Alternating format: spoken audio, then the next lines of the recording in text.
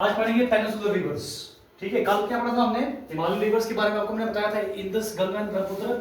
आज पढ़ेंगे peninsular river. Peninsular reverse यानी कि जो पेनिनसुलर, जो इंडिया का पार्ट है, ये वाला हिस्सा, इनको बोलते हैं पेनिनसुलर रिवर्स। ठीक है, तो पेनिनसुलर रिवर्स में टोटल 6 रिवर्स हैं। 6 रिवर्स में से जो नर्मदा और तापी है, पहले हम इनको डिस्कस करेंगे, उसके बाद गोदावरी और ये जो महानदी कृष्णा और कावेरी, इसको हम बाद में डिस्कस करेंगे। तो सबसे पहले हम देखेंगे नर्मदा रिवर। नर्मदा रिवर आप ध्यान से देखना, शिवदेव देखो सामने। नर्मदा रिवर जो है ये कहां से जो है फ्लो करती है? ठीक है, सबसे पहले इसका हम ओरिजिन देखेंगे। तो ये इसका ओरिजिन कहां से है? यहां से, महाराष्ट्र से।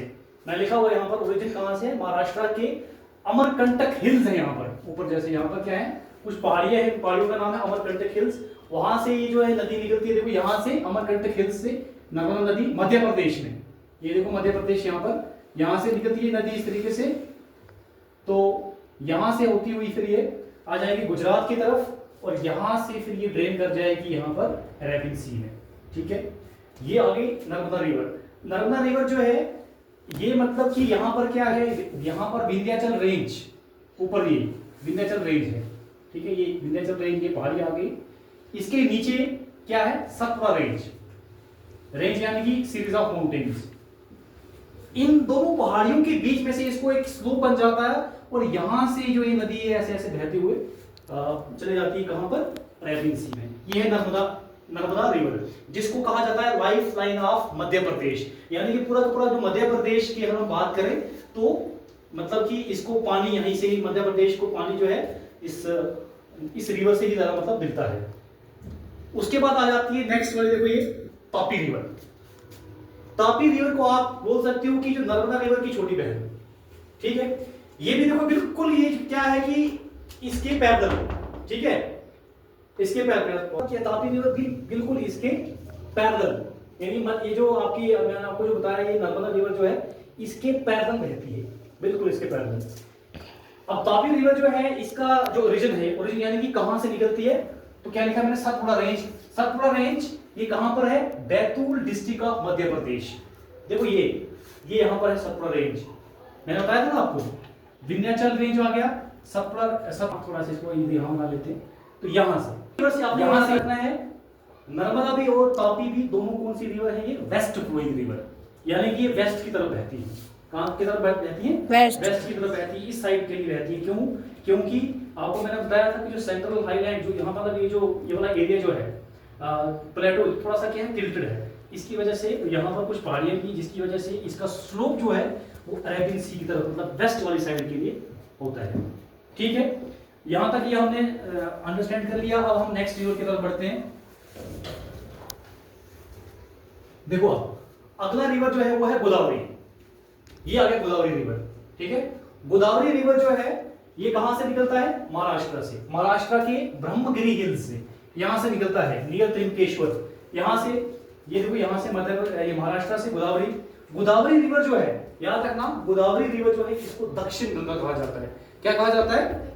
गोदावरी रिवर को, गोदावरी रिवर का जो नेक्स्ट, जो दूसरा नाम है, उसको हम बोलते हैं दक्षिण गंगा। क्या बोलते हैं? दक्षिण गंगा। दक्षिण गंगा क्यों बोलते हैं दक्षिण गंगा इसको? क्योंकि आपको मैंने बताया था कि ये जो 3 रिवर्स हैं, गंगा, ब्रह्मपुत्र और इंदस, जो हिमालयन रिवर, उनमें से सबसे जो बड़ी रिवर है कौन सी है? गंगा। तो अगर हम पेनिनसुलर रिवर्स की बात करें तो इसमें सबसे बड़ी रिवर कौन सी है? गोदावरी। इसीलिए इसका नाम क्या पड़ा? दक्षिण गंगा। ठीक है, ये मतलब इसकी लेंथ जो है वो ज्यादा है। अगर हम इंडिया के साउथ वाला पोर्शन, नॉर्थ वाले पोर्शन में तो गंगा है, साउथ वाले पोर्शन में सबसे बड़ी रिवर कौन सी है? गोदावरी। इसीलिए इसको दक्षिण गंगा के नाम से भी जाना जाता है, यानी कि दक्षिण यानी कि साउथ, गंगा यानी कि गंगा रिवर, तो दक्षिण गंगा के नाम से इसको जाना जाता है। ठीक है, तो ये महाराष्ट्र से, ये देखो यहाँ से का रूट जो है महाराष्ट्र से ऐसे निकलती हुई है, तो यहाँ से तेलंगाना से निकलती हुई थोड़ा सा एरिया छत्तीसगढ़ का देखेंगे, तो यहाँ से फिर होती हुई फिर ये नीचे चली जाएगी तेलंगाना वाली स्टेट में, आंध्र प्रदेश में, और यहाँ से निकलते हुए फिर चली जाएगी ये बे ऑफ बंगाल, यानी कि ईस्ट फ्लोइंग रिवर, ईस्ट की तरफ, बे ऑफ बंगाल की तरफ ये ड्रेन कर जाएगी। ठीक है, तो आपने इसका ओरिजिन याद रखना है। महाराष्ट्र से निकलती है ब्रह्मगिरी हिल से, और जो है इसकी फिर जो इसकी जो एडजॉइनिंग स्टेट्स है वो भी है, तेलंगाना आ गया, उसके बाद ये बाकी कुछ और स्टेट्स हैं, यहाँ से होती हुई आंध्र प्रदेश से होती हुई फिर ये चले जाएगी बे ऑफ बंगाल में। ये आगे गोदावरी रिवर, यानी कि सबसे बड़ी रिवर साउथ इंडिया की। नेक्स्ट आ जाती है फिर महानदी। महानदी नाम सुनते लगता है कि ये क्या है, महानदी।